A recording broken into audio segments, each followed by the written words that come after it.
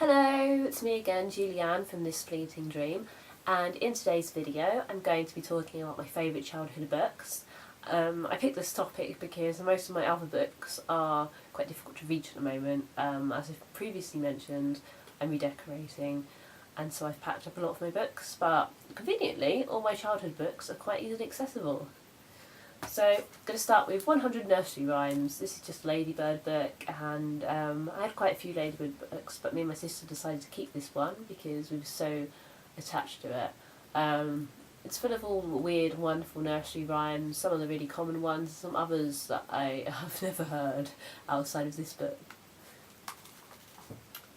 Next up is The Talking Mother Goose Fairy Tales, The Ugly Duckling.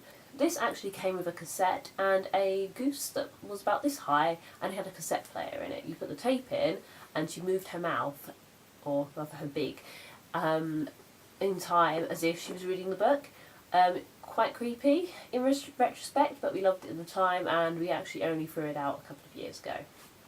Next up is Enid Blyton, the Fairy Shoemaker. I have no idea why, out of all the Enid Blyton books that I loved and read over and over again, it's this one I decided to keep when I got rid of all the others years ago at a boot sale. There's nothing particularly special about this book, so I'm going to put it down, but I did love Enid Blyton. I've read pretty much all of her books, and I especially loved her short story collections. I used to read through every book of them that I owned, and then when I was done I'd start over in pretty much the same order every time, I think, except sometimes on special occasions I'd let myself read my favourite at the time, which was often, I think, The Little Brown Bear, just because the bear on the cover was so cute.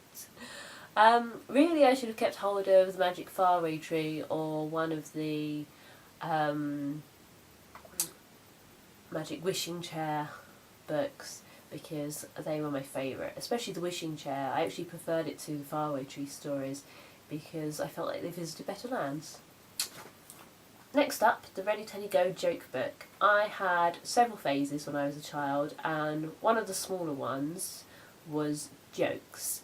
I got quite a few books out of the library, but this was a gift from somebody and I absolutely adored it above all else. It's kind of all your standard jokes, only they've just managed to get teddies and bears into them somehow. For example, what would you call a bear who drives a truck? Lorry.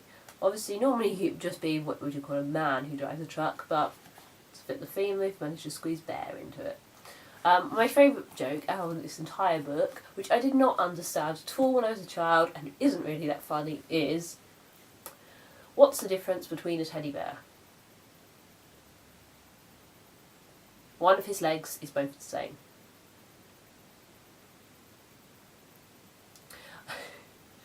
I love it because I didn't understand it at all as a child, and so I remembered it really well. And then as an adult I was like, well, that wasn't really a joke so much as a commentary on jokes, or that particular kind of joke. Yeah, so not very funny, but at least I remembered it. Next up, I mentioned in my intro video that I really loved fairy tales when I was a child, and that's led into my fairy tale obsession as an adult. Well, this is where it all began. Reader's Digest, The World's Best Fairy Tales. This is a great big book with like 100 or so, I wouldn't be surprised, it's huge, fairy tales in it. It's also got some really great colourful illustrations inside it. This was actually my mum's book when she was a child, and she gave it to me along with a couple of others. I also got a copy of Little Women that used to belong to my mum, or the first half of Little Women as it turned out, because people kept mentioning things that supposedly happened in this book which didn't happen in the version that I read, and so I looked it up and realised that it was actually one of the really early printings which only had the first half. I also had a copy of What Katie Did at School. I never had any of the other What Katie Did books, but I read that one over and over again and just loved it. Boarding school stories, what can I say? Another source of books for me when I was a child was cereal packet promotions. you used to be able to send off some tokens and some money for postage, and they'd send you some books. And I got quite a few this way. Here you can see some Puffin Modern classics, Charlotte's Web and Hobbs Midnight Garden, read quite a few times. And The Secret Garden, which I loved so much. I would reread it all the time. Even through my teens, I used to reread this. I also really loved Little Princess by the same author. The film still makes me cry, but I didn't own a copy. It was at the library, and I preferred Mary because she starts off being so mean and horrible at the beginning, and she's very spoilt. And whereas Sarah is always perfect, I thought that Mary was a much more realistic role model, and I really liked seeing her journey and how she becomes a nicer person. Next up is my little copy of Alice's Adventures in Wonderland and Through the Looking Glass. This is really cute, it's so small.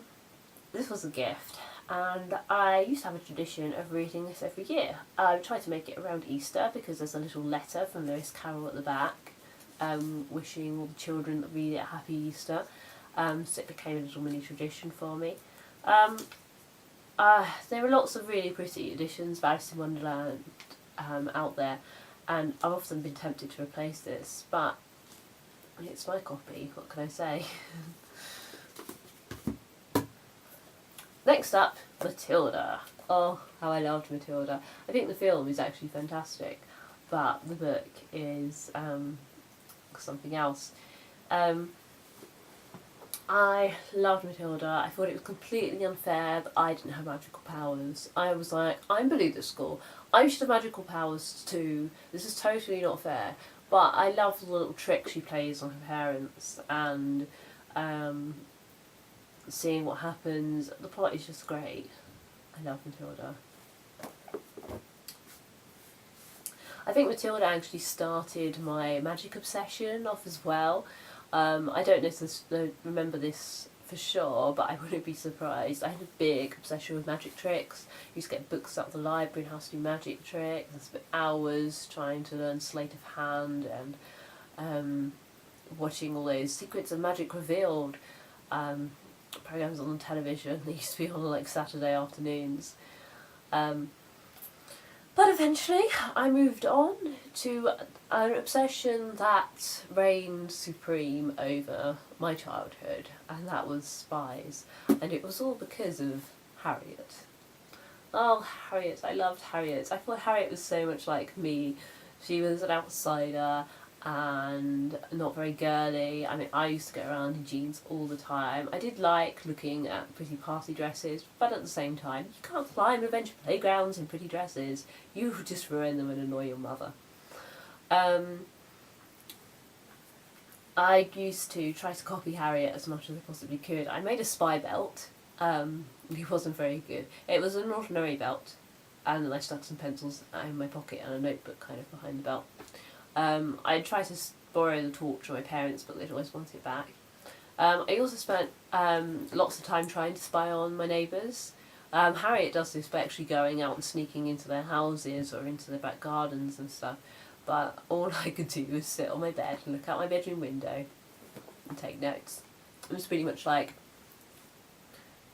there's been a man sitting in his car for 10 minutes.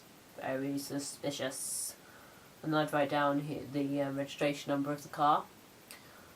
And then I might see neighbour putting out washing. Neighbour puts out washing. Takes a very long time. Yeah, it wasn't very interesting, so I didn't do it very often. Mostly I'd do it after I just reread Harriet the Spy and got all my enthusiasm back. But I also loved that Harriet planned to be a writer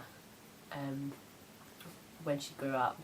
I think that was an influence on me, really. I kind of always had the idea in my head that I would write novels one day.